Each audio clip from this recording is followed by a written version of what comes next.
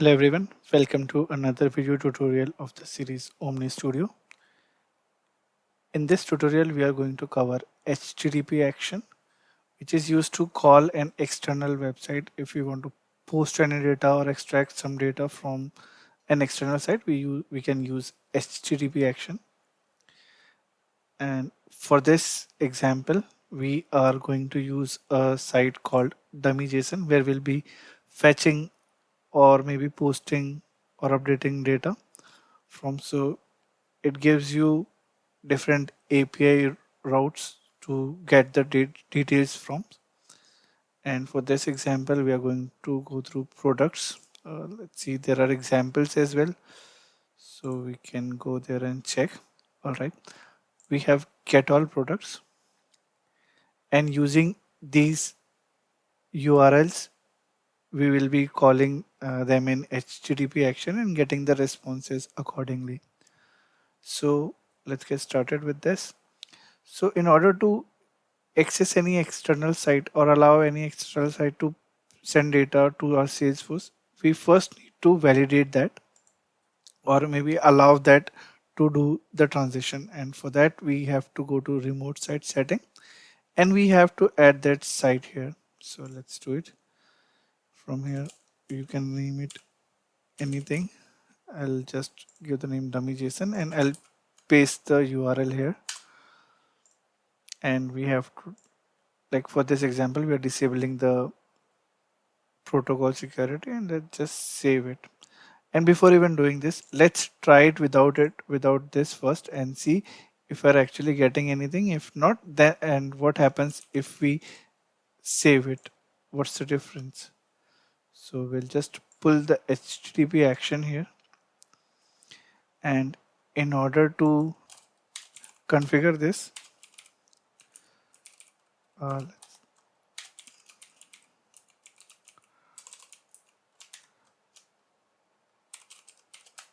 okay. In order to configure this, we first have to give the path. So this will be our URL. We can keep it like this. And in method, since we want the data from that site, so we'll use the get method of this. And we don't have to do anything else apart from this. Just configure the output so that we can see something as the response here. Let it save. All right. No need to give anything here. Just hit execute. So you see the error unauthorized endpoint, and we have it also gives you this URL which we have to give. So since we are going to use multiple URLs or multiple parameters after this, we can validate just the base URL and not give any additional things on that. So let's just save it. After saving it, we can execute it again and see the difference that now we are getting a lot of products from the dummy.json. Let's check the record. So it is returning 30 products and in total there were 100, but the limit is 30 for now. I mean, that's a different configuration altogether. We can focus on this thing now.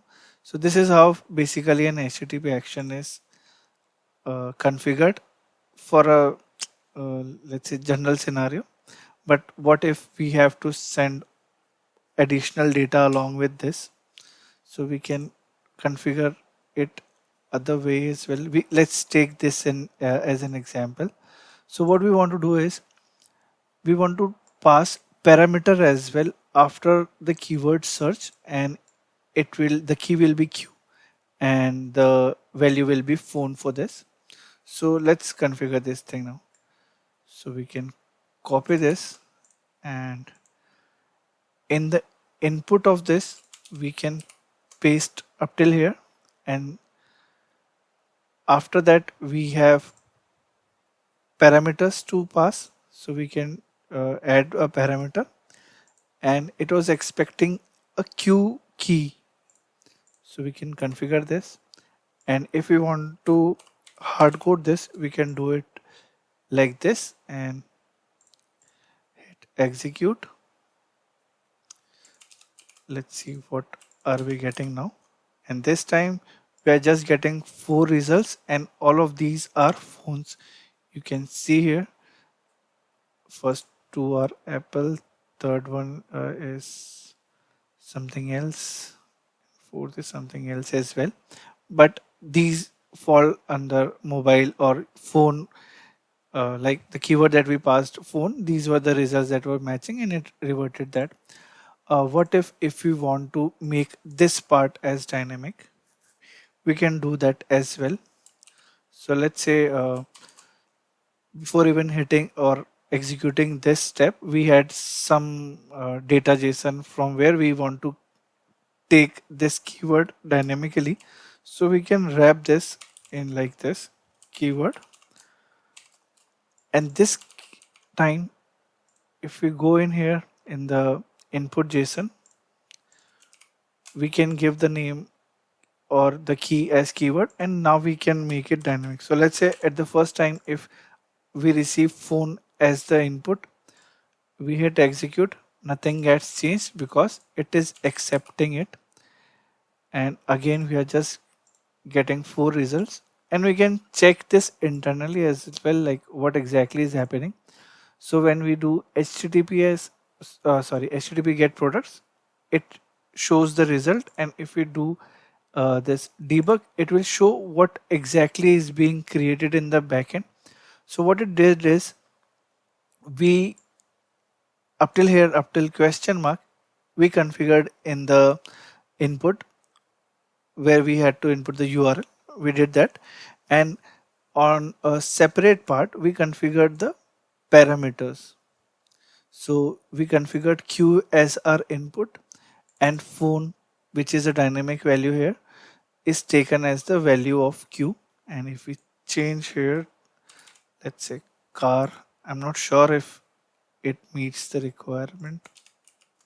I'm just giving it just like that. Now this is returning us 8 products. And if you see the debug of this, dynamically it is changing now. So you can have any other step, or this integration procedure is being integrated in some OmniScript where you want to get the input from any input field or somewhere. We can make this dynamic as well. And not just this, we can configure it like this as well. So, and this time we are not giving the parameter separately. Rather than this, we are configuring it in the path itself. And if we hit execute, and if we check the debug, nothing actually is changed. It's just different ways of doing a same thing. But if you want to send headers as well, so you can configure here. For our example, we don't really need that, but in case if we had headers like this, where we maybe passing credentials or anything as in headers, that can also be configured. And it would have configured, like for this one, let's say we could have configured the key here and the value like this. It can be anything, like this is just a static value here for now, but it can be anything, and it can be dynamic as well. And we just have to wrap it in %sign, which is the merge field for this OmniScript or integration procedure. And it could have been like, it could have been configured like this. And if there are any additional headers, they could have configured here as well. So this is how headers are configured. In addition to get method, we can configure post, put, or delete as well. Let's see if they have given any update, or yeah, they have given different type of HTTP action methods. Like for post, we need to make it as post. Uh, will not do post because we are getting a huge response. So I assume that we have to send a lot of data. Instead of this, let's update something. It will be easier. And for this one, we have to give the method as put and see what exact how it is configured in here and what is the URL. And for the URL, I assume they are passing the ID here. All right, we can make this thing dynamic as well. So instead of passing the ID directly from here, let's say we give a merge field. All right, and parameters we don't have to pass. However, we have to pass not just title. Um, Let me open it here and check the JSON ones. Let's say, okay, we have a lot of details here. I mean, the key value pairs, we can take any one of them. So let's say we are going to update the description. And in order to update that, we need to pass this as like this. Okay. So you see the body is being sent, and in this example, they are updating the title. For us, we'll update the description. Something here. We can make this thing dynamic as well, but for now, let's keep it static. So we just need to pass the ID for one and see what is the result. So in here, if you see, the description didn't got updated. Let's see what's the issue here. We configured the path. It has to be dynamic ID. And apart from that, we are giving the description, body is being sent. Let's execute it again and check from the debug response what exactly is happening in here and what data is being sent. So in body, these things are getting sent, and if you see, the description is being sent as a parameter separately. So we need to find a way so that it can this input can match to the input something like this. So it is title inside the body, and there are no additional things apart from this. If you see, the headers is also configured here, so we have to configure this as well, which we missed, I guess. Let's configure and check it again. So in here, we have to give this as content type, and its value will be application/JSON. And it is being sent separately. So let's remove it from here. And we saw just this stringify, and let's compress it as well, so that if we'll have huge data, it will be compressed. And we have an option to send additional input. So what we'll do is we just send the additional input. We can try it basically, and this time let's say something here. So last time we forgot to pass this header. Let's execute it and see if the description get changed this time. Yes, it got changed. Now let's make this dynamic as well.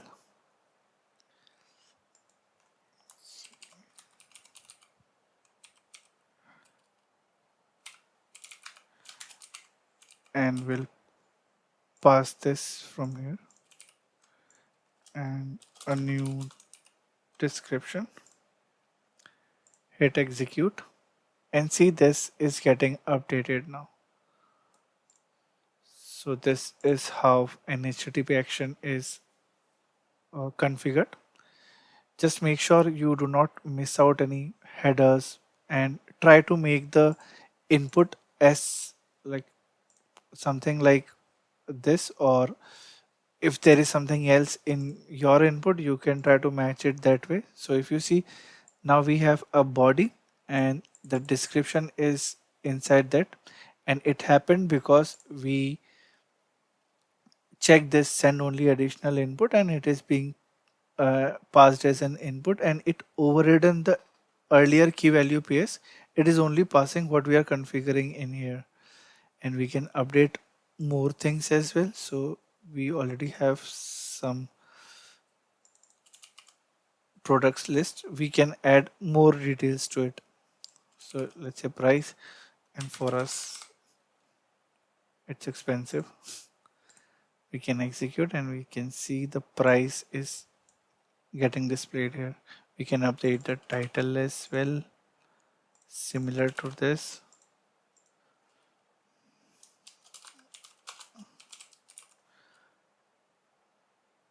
Let it save, execute, and everything is getting updated. So, and if you'll update the ID, it will be updating a different product. And since we're not changing anything in here, we'll be able to see all the things that we configured. So, okay, that's all for this video. Please don't forget to like, share, and subscribe. Thanks for watching.